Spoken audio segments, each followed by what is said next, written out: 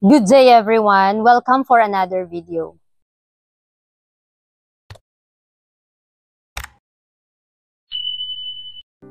Sa oras na ito, atin pong pag-aaralan na muli ang karugtong po ng chapter 32 ng Messages to Young People, entitled Maging Mapagbantay at Manalangin. So, dito mga kapatid, pinapaalala sa atin ng Panginoon na kung nais nating lumago sa biyaya, kailangan tayong maging mapagbantay at manalangin. Sabi dito, sa Messages to Young People, page 122, paragraph 2, sa pagsisimula ng araw, huwag ninyong kaligtaan ang mga minamahal na kabataan, ang taimtim na pananalangin kay Jesus, na ipagkaloob niya sa inyo ang lakas at biyaya upang labanan ang mga tukso ng kaaway. Anuman ang anyo nito. At kung mananalangin kayo ng buong puso, may pananampalataya at pagsisisi, pakikinggan ng Panginoon ang inyong panalangin. Ngunit dapat kayong maging mapagbantay bukod sa pananalangin, sapagkat sinabi ni Jesus. So dito mga kapatid, napakaganda po na lagi niya tayong pinapaalalahanan ng Panginoon ang bawat kabataan, bawat bata, matanda, lahat ng ating mga ginagawa. Pagising mo pa lang sa umaga, kailangan tayong humingi ng gabay, humingi ng patnubay sa Panginoon sa dapat nating gawin sa buong araw. At sa bawat gawain natin na minsan nababagot tayo, kailangan talaga nating isubmit ang ating kalooban sa Panginoon upang hindi tayo magkasala sa ating mga salita. Kaya nga 'di ba, lagi sinasabi ng Panginoon sa atin na kailangang maging mapagbantay at manalangin. Kasi hindi ibig sabihin na nasa panig ka na ng Panginoon ay maganda na yung buhay mo. Pagkos marami kang mga pagsubok na pagdadaanan, maraming mga tukso sa paligid mo dahil alam ng kaaway na mas lumalapit tayo sa Panginoon. Kaya nga, the more tayong tinutukso at sinusubok, mas lalo tayong kapitan o lalo nating kapitin ang katotohanan, ang katwiran ng Panginoon upang atin po itong mapanagumpayan. Dahil sa ating kalakasan ay wala po tayong magagawa, tanging si Kristo lamang ang tanging nating paraan upang tayo ay makapanagumpay. Maaring lumapit kay Jesus ang mga kabata at kabataan, dala ang kanilang mga pasanin at kalituhan, at malaman na pakikinggan niya ang kanilang mga dalangin at ibibigay ang mga bagay na tunay nilang kailangan. Maging masigasig, maging matatag, iharap mo sa kanya ang kanyang mga pangako, at manampalataya ng walang pag-aalinlangan. So ito po yung nais ng Panginoon na kung lalapit tayo sa Kanya, ay buong puso po nating pinagkaloob ang ating hinihiling dahil nakakaalam po siya sa ating mas kinakailangan natin at gawin po nating gabayan ang mga salita niya at huwag po tayong papanghinaan sa panahon na tayo ay sinusubok. Kaya nga the more na lumalapit tayo sa Panginoon, the more natin nakikita ang ating mga sariling walang magagawa dahil mananatili lamang ang biyaya, ang kalakasan ng Panginoon kung nakikita natin ang ating mga kahinaan. Huwag po tayong maging kumpiyansa, maging confident sa ating mga sarili. Dahil nandyan ang kaaway, handa niya tayong tuksuhin at subukin. Pinapahintulot ng Panginoon upang mas lalo tayong tumatag sa panahon na tayo ay nanghihina. Kaya humingi po tayo ng gabay sa Panginoon na hindi niya tayo iiwan, hindi niya tayo pababayaan sa panahon na tayo ay sinusubok. Upang mapatunayan natin na kung tayo po ba ay lumalago sa karunungan at kaluwalhatian ng Panginoon. Sabi pa dito, huwag mong hintayin ang mga espesyal na damdamin bago ka maniwalang sinagot ng Panginoon ang iyong panalangin. Huwag mo ring idikta kung anong paraan niya dapat sagutin ito, kundi magtiwala ka sa kanyang salita at iwan sa mga kamay ng Diyos ang lahat, nang may buong pananampalatayang pakikinggan niya ang iyong panalangin at sasagutin ito sa tamang panahon at sa tamang paraan na alam ng iyong amang nasa langit na siyang pinakamabuti para sa iyo. Pagkatapos nito, isabuhay mo ang iyong panalangin, lumakad kang may kababaang loob at patuloy na magpatuloy. So, sa ating mga panalangin na minsan hindi agad sinasagot ng Panginoon, huwag po tayong mainit, huwag po tayong mabagot, kundi maghintay po tayo ng may kababaang loob, na magpatuloy tayo, isabuhay natin ang ating mga panalangin at ang mga katotohanan ay kailangang maipakita natin sa ating buhay sa pamamagitan ng kalakasan ng Panginoon. Tutulungan niya po tayo, makipag-communicate po tayo sa Kanya araw-araw. minuminuto mga kapatid kung ano yung pakiramdam natin. Kasi nga, di ba, minsan tayong mga tao, we are defending our feelings. Na feeling natin, sinagot ba tayo ng Panginoon? Feeling natin, hindi, ganun. Pero hindi po yan ang nais ng Panginoon. Ang gusto niya, na kung nanalangin ka, ipagkatiwala mo sa Kanya ang lahat ng nais mo. Dahil nakakaalam siya sa ating mga motibo, sa ating mga puso at isipan, at alam niya kung papaano niya tayo dadalhin tungo sa katotohanan at tungo sa tagumpay. Kaya wag po tayong mangamba, wag po tayong mag-alinlangan sa mga bagay na pinagkakaloob niya sa atin at sa mga bagay na pinahihintulot niya sa atin. Sapagkat ang Panginoong Diyos ay araw at kalasag, ang Panginoon ay magbibigay ng biyaya at kaluwalhatian. Wala siyang ipagkakait na mabuting bagay sa mga taong naglalakad ng matuwid. So, pagsikapan po talaga nating lakarin ang katotohanan. Dahil nakikita ng Panginoon na ang isang tao nagsisikap, kung tayo'y nagsisikap, makikita niya yung motibo natin, yung isip natin, yung puso natin na lumalakad sa katotohanan. Tulungan nawa tayo ng Panginoon na magpatuloy tayo sa laban, na magpatuloy po hanggang sa Kanyang ikalawang pagparito mga kapatid. Dahil sa sarili natin, wala po talaga tayong magagawa dahil tayo mahina, nagkakasala at sinasabi pa ng iba ay tao lamang.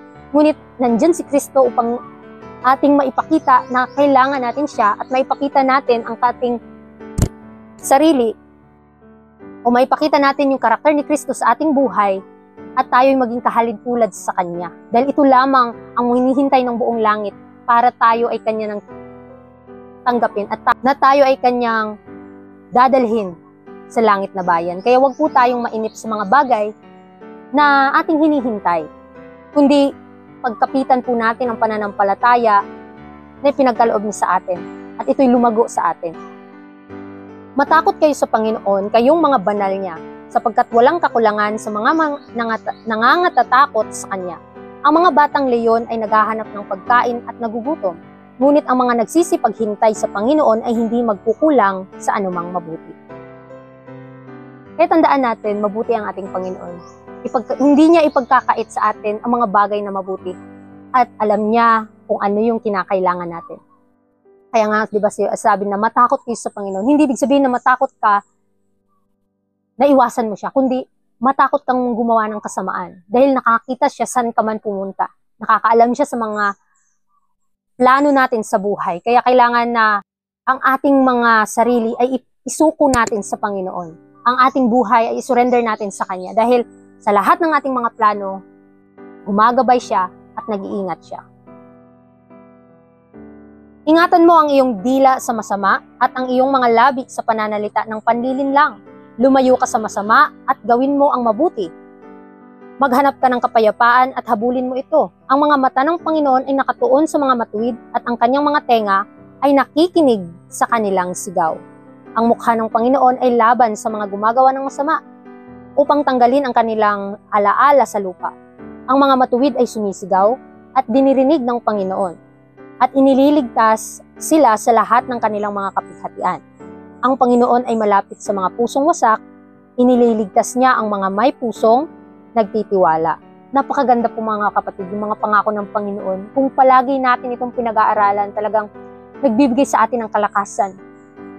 Ano yung dapat nating iwasan? Ano yung dapat nating gawin? Ano yung dapat nating mapanagumpayan? Sa ating nabasa pa lang mga kapatid, matakot kayo sa Diyos.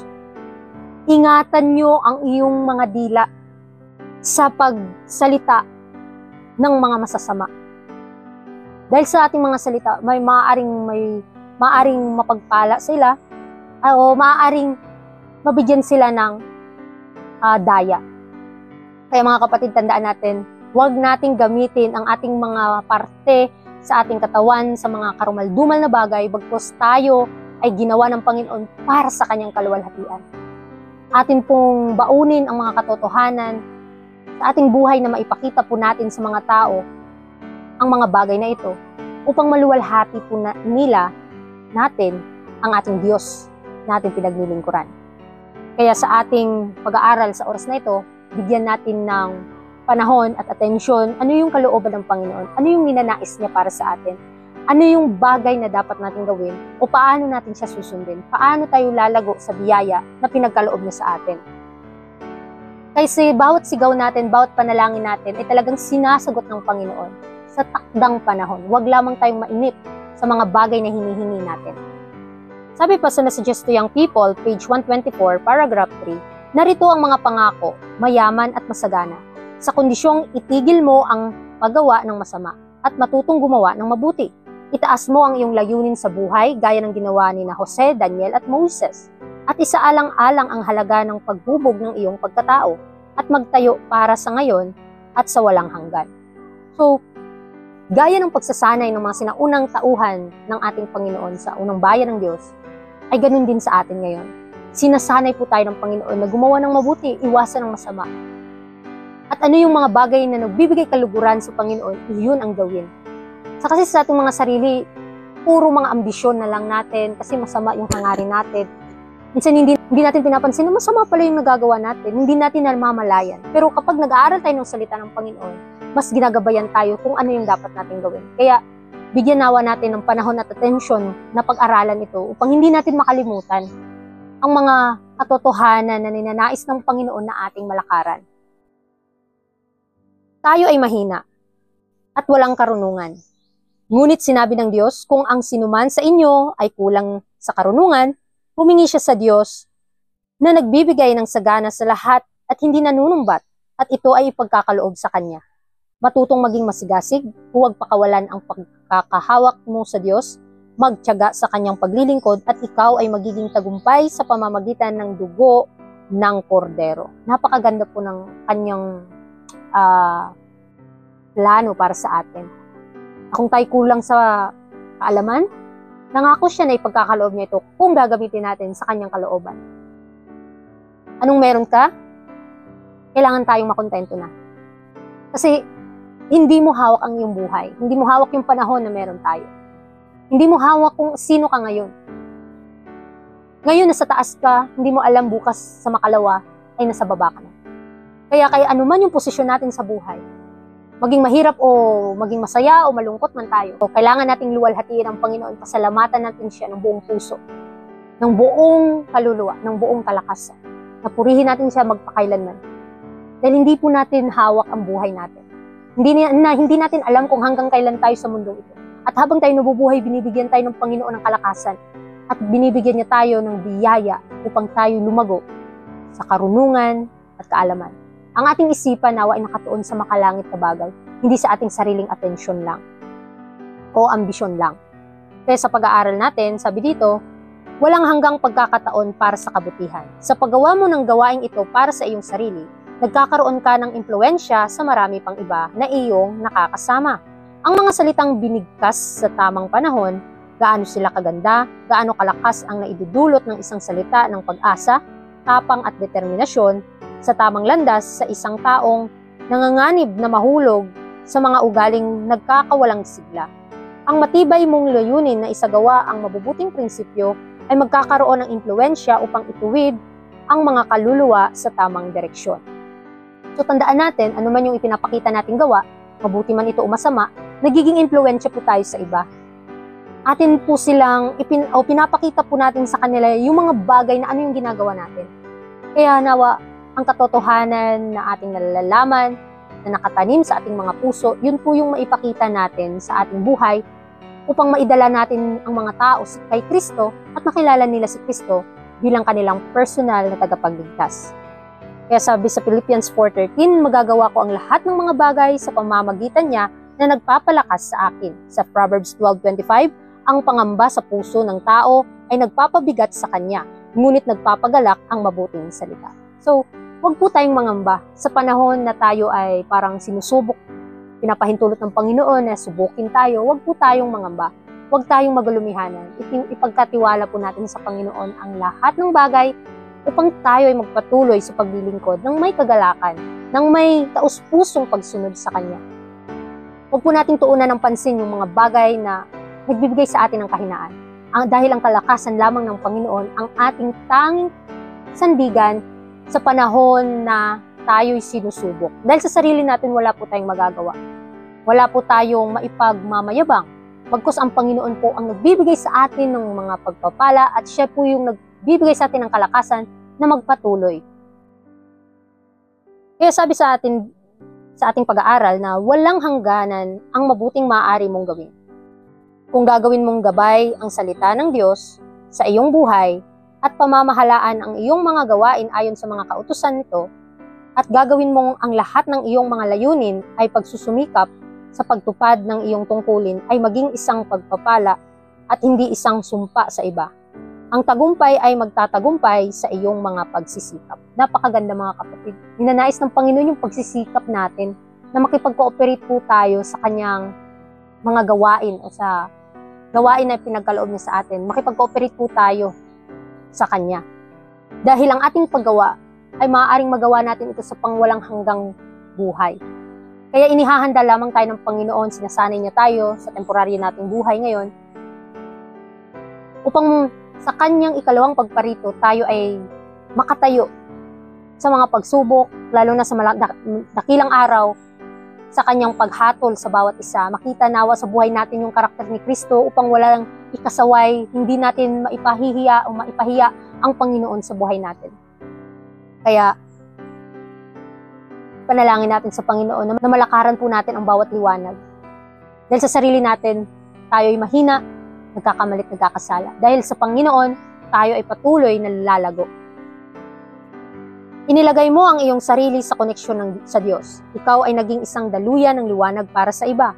Ikaw ay pinarangalan sa pagiging katuwang sa paggawa kay Jesus at wala nang mas mataas na karangalan na maaari mong matamo kundi ang pinagpalang pagpapala mula sa mga labi ng tagapagligtas. Magaling, mabuti at tapat na lingkod, pumasok ka sa kagalakan ng iyong Panginoon.